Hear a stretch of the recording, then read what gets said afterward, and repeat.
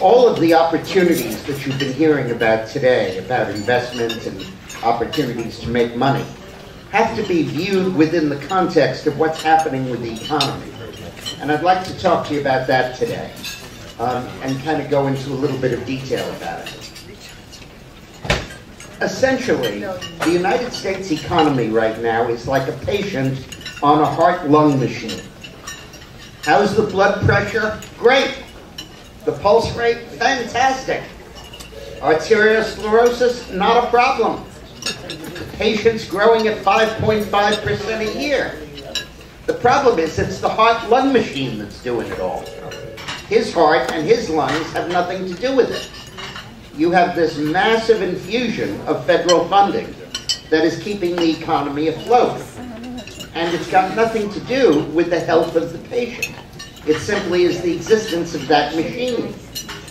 And what we're going to see over the course of the next couple of months, certainly over the course of the next year, is what happens when they unplug the machine and the patient has to go back to breathing and pumping blood with his own system and can't rely on the heart-lung machine to do it. And those results could be very, very dangerous. 75% of the American economy is generated by consumer spending. That's not true in China, it's 30%. Not even true in Germany, it's less than 50%. In the United States, it's 75%. And consumers are not spending. Personal consumer spending was up 0.1% in the last month. It's absolutely flat. And the reason that there is some economic growth is all kinds of artificial measures the government is taking to make that growth possible. The big thing is that it's pumping money into the system through that heart-lung machine and pumping it like crazy. The currency in the United States, the money supply, has gone from $800 billion 14 months ago to $2 trillion today. It's almost tripled. And, you know, that's the money supply from the beginning of our history.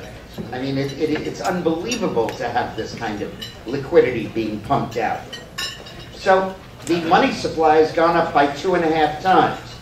And obviously, car sales have gone up 2.5 times. And home sales have gone up 2.5 times, and consumer spending is, what, it hasn't happened? Why not? The money's pumped out there.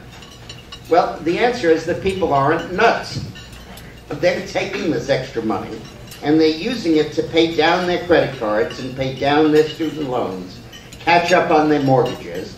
Some of them are investing it, and some of it put it in the PSP, the Posturepedic Savings Program. They stuff it under the mattress. But really, the metaphor I'd use here is that it's like Obama has filled up all of our cars with gas, but none of us is going out driving because the weather's terrible. And it's snowing, and it's raining, and it's cold, and we don't dare go outside. So we put our cars in the parking garage, and we don't spend the money. And we sit there with a full tank of gas, waiting for good times to emerge. And when the weather begins to clear a little bit, we're all going to go out driving at once. All of that money will suddenly come into play. And that is going to cause the real legacy of the Obama years, massive, unbelievable hyperinflation that should start at the end of 10 and going into 11. Now, inflation has two causes. There's demand pull, and there's cost push. Demand pull means that there's too much money going after too few goods and services, so the price goes up. And that's what's going to happen when we all start driving our cars, when the intense liquidity that's out there actually enters the marketplace. But that's not our most serious problem. Before that happens, we are going to have a huge cost push inflation. The nice thing about a demand pull inflation is, yeah, the prices go up, but you have more money. That's why there's the inflation in the first place. Too many people with too much money trying to buy too few goods. And yeah, the prices go up, but so does your income and so does everything else. Cost push inflation is what really is deadly, because the prices aren't rising because anyone wants to buy the stuff. In fact, they really are rising because nobody wants to buy the stuff. But the fixed costs of the business keep going up. And as the fixed costs go up, the business has to raise its prices to cover them. And the more it raises the prices, the more people don't buy the product. And the more they don't buy the product, the more the prices have to go up to pay for the fixed costs over a smaller volume of traffic. And the big fixed cost that we're looking at is going to be interest. Most American businesses finance themselves with debt, not with retained earnings, not with equity, but with debt. A small business wants to expand, it borrows the money. It's even just through a MasterCard, it borrows the money. Or it gets a small business loan. Or it rolls over the debt that it has. It has cash flow issues. It borrows the money. And right now, these rates are being kept artificially low because of the way the Federal Reserve Board is running the economy. Let's say I go to you and I say, hey, Mr. Bank, do you happen to have any mortgage-backed securities in your vault? And you say, mortgage-backed securities? God, I'm drowning in them. These are all these subprime mortgages, and I bought them, I bought shares in them, and the mortgages are all broke, they're defaulting, they're in foreclosure, and I've got these bonds and I can't get a nickel for $1 of a bond. Yeah, I got them, you bet I've got them. Well, how much do you have? Well, I have about 100 million. Can I buy them from you? Oh man, you just made my day. How many cents on the dollar? 100. Are you out of your mind? Well, I'll give you 100 cents on the dollar for them. But they're worthless. Doesn't matter. But you don't have the money in your bank account. That doesn't matter. I'm the Federal Reserve Board. So I write you a check for $100 million and you give me this wallpaper in return. I basically created $100 million of money supply. That process has created $1.25 trillion of additional currency. $850 billion for buying worthless mortgage-backed securities.